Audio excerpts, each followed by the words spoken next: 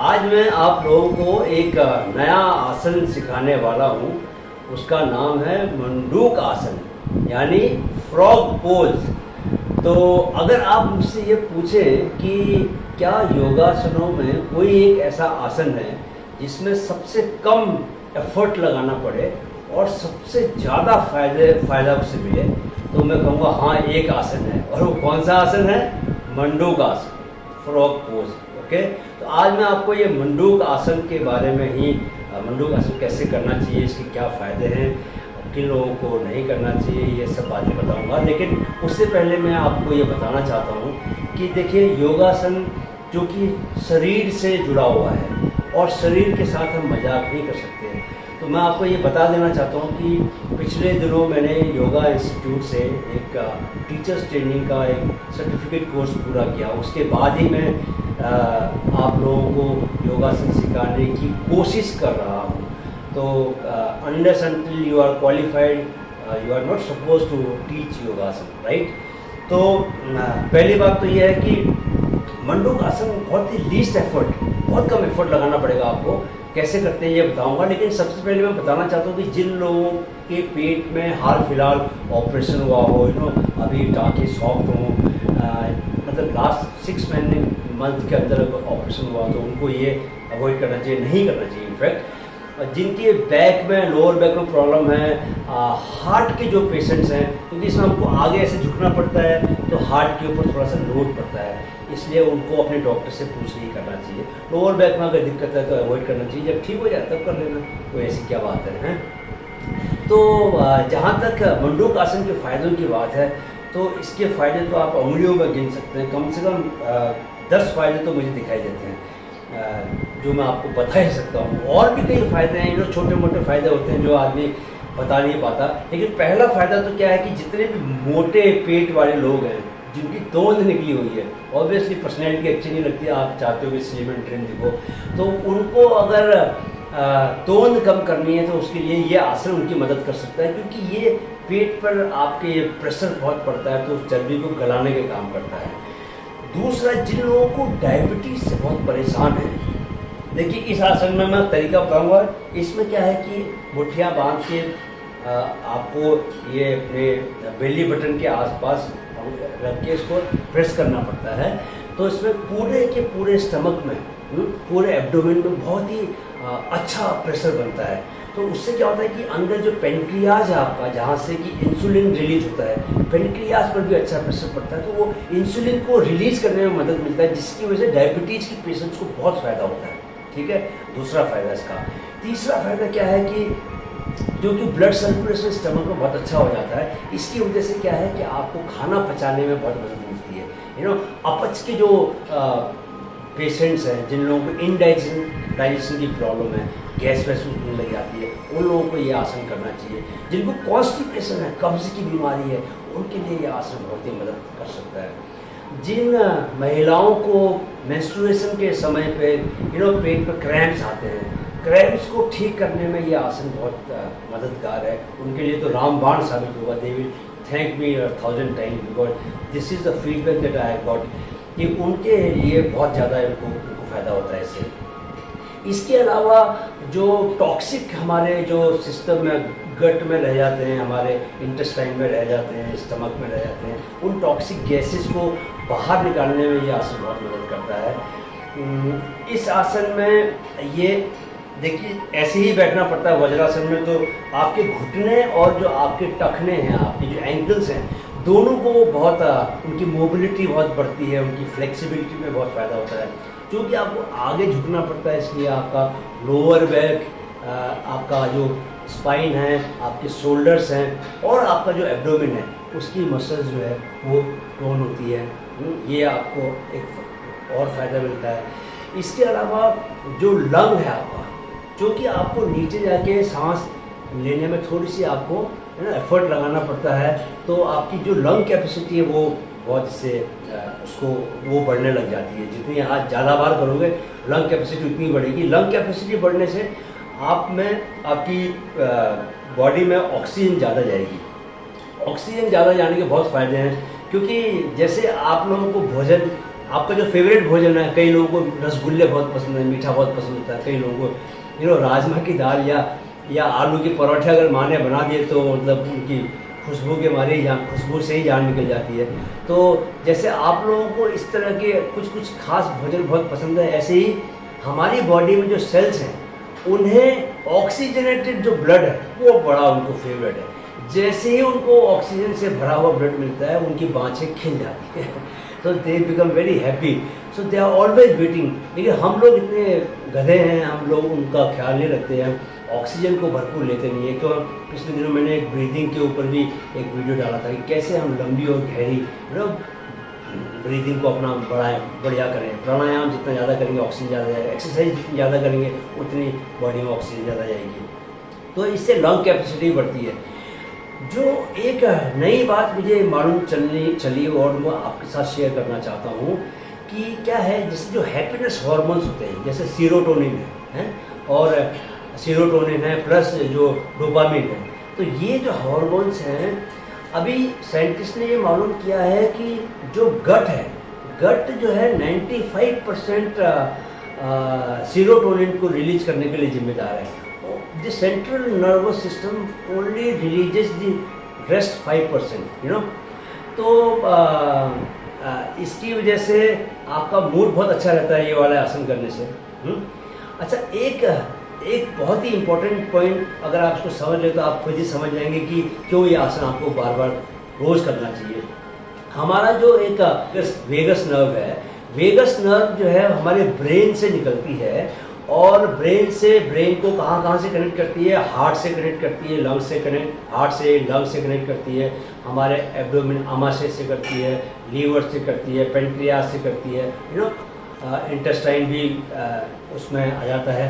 तो अगर हम जब गट को जब हम अपनी बेली बटन को प्रेस करते हैं तो हमारी जो वीगस नर्व है वो एक्टिवेट हो जाती है। वो एक्टिवेट होने से क्या होता है कि बॉडी को हमेशा ऐसी पोजीशन पे ले जाने की कोशिश करती है जहाँ पर कि आपको लीस्ट एफर्ट लगाना पड़े, बॉडी को, हार्ट को कम में ही काम चल जाए, लंग्स का कम में ही काम चल जाए, तो वो एक रेस्ट आपको देती है, आपकी एंजाइटी को बहुत कंट्रोल में रखती है। आगे भी झुक रहे हैं इसलिए ब्रेन में भी ब्लड जाता है, तो ब्रेन में जब ब्लड जाता है तो वो आपकी एंजाइटी को उतना ही कम करने का काम करता है। तो आप इसको जब खुद करेंगे तो ही आपको इसके फ़ायदे मालूम चलेंगे, क्योंकि आपको you are the best person to feel your body. तो करने के 2 या 3 दिन के अंदर ही यू विल स्टार्ट फीलिंग कि ये आसन करने से आपको कितने तरह के बेनिफिट्स हो रहे हैं। इनफैक्ट मैंने जब करना शुरू किया था तो इमीडिएटली आई मीन कि second day I could feel कि मेरे को कितना फ़ायदा हो रहा है इससे। वो एक सेंस ऑफ गुड बीइंग, मतलब एक अच्छा होने की फीलिंग आती है। ये इमोशनल एक बैलेंस भी लेके आता है, बिकॉज आपको इसमें बेली बटन को आपका ये पुश करना पड़ता है, अंदर दबाना पड़ता है, तो आपका ये नर्व वेगस नर्व एक्टिवेट हो जाती है। तो ये अपना काम करके आपको इमोशनली बहुत एक बैलेंस स्टेट में बना के रखती है, राइट। तो इस आसन को करने की मैं विधि बताता हूँ। तो सबसे पहले क्या है कि आपको वज्रासन में बैठना है। वज्रासन में देखिए, ये पैर आपने साथ में है, इसको फैला देना है और सीधे इसके ऊपर बैठ जाना है, राइट। ये वज्रासन है। वज्रासन में बैठने के बाद आपको अपने जो उंगलियां हैं इसकी फिस्ट बना लो, अंगूठे को अंदर रखें, ठीक है, अंगूठे को अंदर रखें और फिस्ट बना के, फिस्ट में उंगलियों को, मतलब आपकी जो नकल्स हैं वो ऐसे रहेंगे, ठीक है। अभी जो आपका ये जो बेली बटन है, इसमें बेली बटन के 1 इंच इधर और 1 इंच इधर, दोनों साइड में इसको रखें और गहरी सांस लें, इनहेल करें और एक्सहेल करते हुए आगे जाएं, ठीक है। एक्सहेल, आगे जाएं धीरे धीरे। आपके पेट में आप पूरे पेट में प्रेशर फील होने लगेगा, राइट। तो सांस छोड़ते हुए आपको आगे जाना है, उस प्रेशर को फील करना है। इनफैक्ट आपको दिल के धड़कने की आहट अपनी उंगलियों में वो महसूस होगा कि कैसे आपका ब्लड जो है वो फ्लो हो रहा है। तो एक जो पंपिंग का जो सेंस है वो आपके हाथों में भी महसूस होगा, क्योंकि कोई ना कोई आपका जो इनर ऑर्गन है उसमें जो ब्लड पंप हो रहा है हार्ट से, वो आपको कहीं टच करेगा, महसूस होगा आपको। तो जो शुरू में आपको धीरे जाना है, आराम से, बहुत ज़्यादा जल्दी नहीं जाना है। प्रेशर और सामने देखना, नीचे नहीं देखना, सामने देखना है। Frog, remember this is called manduk asana, frog pose. तो फ्रॉग की आंखें क्या होती है? सामने की ओर होती है। तो सामने की ओर देखना है, प्रेशर को फील करना है, और नीचे जाने के बाद सांस को नॉर्मल कर देना है। सांस को रोकना नहीं है, धीरे धीरे सांस को लेना है। सांस लेते रहें हल्के हल्के, करीब 1-1.25 मिनट तक, जितनी देर तक रुक सकते हो उतनी देर तक रुकें। जो लोग नया शुरू कर रहे हैं उन लोगों को शुरू में थोड़ी दिक्कत होगी, क्योंकि प्रेशर ज़्यादा फील होगा, तो कोई बात नहीं, लेकिन धीरे धीरे उनको अच्छा लगने लगेगा। उनके जो इनर ऑर्गन्स हैं they will get use to the pressure. और जब 1 मिनट हो जाए तो गहरी सांस लेते हुए वापस ऊपर आए। तो ये, अब ये जो आसन है, इसमें कुछ चीज़ें ख्याल रखने की हैं कि जो शुरू में लोग बहुत ज़्यादा एकदम से जल्दी ना जाएं और बहुत ज़्यादा प्रेशर न लें। देखिए क्या होता है कि आप इस कॉन्सेप्ट को समझिए, ये नहीं कि जो मैं बता रहा हूँ उसको आप आँख बंद करके भरोसा मत कीजिए। क्या होता है कि हमारे एब्डोमेन में जो सारे के सारे जो हमारे ऑर्गन्स हैं, पेनक्रियाज है, आपका लीवर है, आपका स्टमक है, छोटी आँत, बड़ी आँत जो है, जब आप अपने हाथ को दबाते हैं, मसाज लेते हैं ना, तो हाथ को दबाते हैं तो you feel good, isn't it? आपको अच्छा लगता है, क्योंकि अंदर क्या है कि मसल, जो लोग एक्सरसाइज करते हैं उनको ज़्यादा पता है कि मसल बहुत कड़क हो जाती है, तो इसलिए मसाज करवाते हैं। अंदर ब्लड सर्कुलेशन जाता है, ब्लड अच्छा हो जाता है, उसकी वजह से जो दर्द हो रहा होता है वो दर्द भी आपको रिलीफ मिलता है और दर्द होना बंद हो जाता है। तो जब आपके इनर ऑर्गन्स को इस तरह का कोई मसाज मिलता ही नहीं है, आप अपनी बाकी बॉडी की मसल्स को तो मसाज देने के लिए लालायित रहते हैं लोग, जिनको मसाज की आदत पड़ जाती है वो खूब मसाज कराते हैं। बट कभी आपने अपने इनर ऑर्गन्स के बारे में सोचा है कि उनको मसाज कैसे मिलेगा? तो दिस आसन, मंडूक आसन, इज द बेस्ट वे कि आप एक साथ बहुत सारे ऑर्गन्स को मसाज दे रहे हैं। जब मसाज दे रहे हैं, जब वो प्रेस होते हैं, जब वो दबते हैं, ठीक है, तो उनके भीतर की जो ब्लड सर्कुलेशन है वो इम्प्रूव होता है। सारा गेम जो है अल्टीमेटली ब्लड सर्कुलेशन का है कि ऑक्सीजनेटेड ब्लड मैक्सिमम जहाँ जहाँ जिस बॉडी पार्ट पे पहुँचता है वो बॉडी पार्ट जो है स्वस्थ रहता है। वो cells they are in the happy state, क्योंकि उनका जो फेवरेट खाना है क्या है? ऑक्सीजनेटेड ब्लड, वो उनको मिलता रहता है। तो ये आसन करने से आपके जितने भी आपके इनर ऑर्गन सबको एक साथ मसाज मिल रहा है।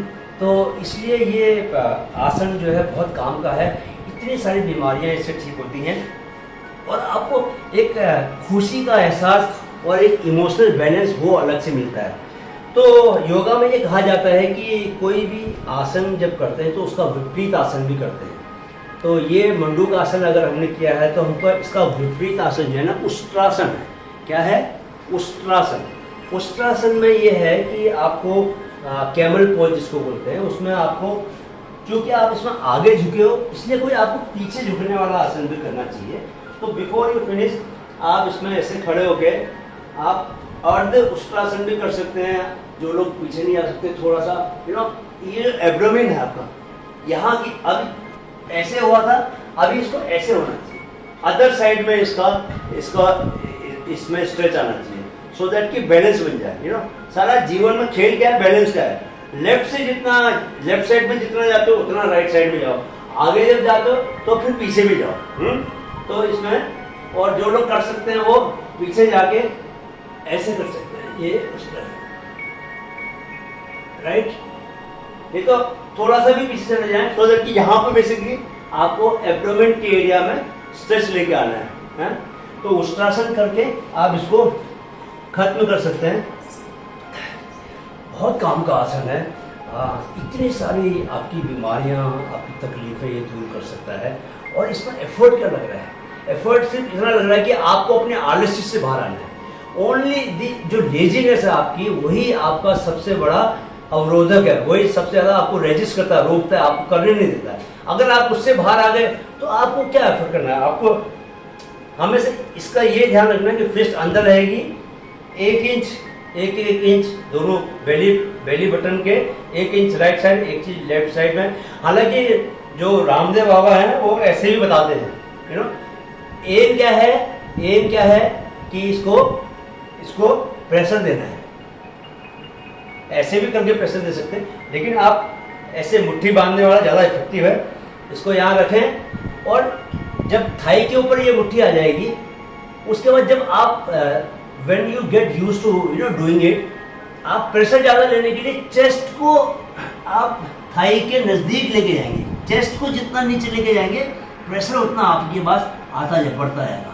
तो शुरू में तो आपको कम प्रेशर देना है, बिकॉज आप हैबिचुअल नहीं हो, लेकिन बाद में आपको ज़्यादा प्रेशर चाहिए होगा तो आप चेस्ट को नीचे लेके जाएंगे, ठीक है। देखेंगे सामने, चेस्ट को नीचे लेके जाएंगे और नीचे पहुंच के सांस आपने नॉर्मल लेनी है।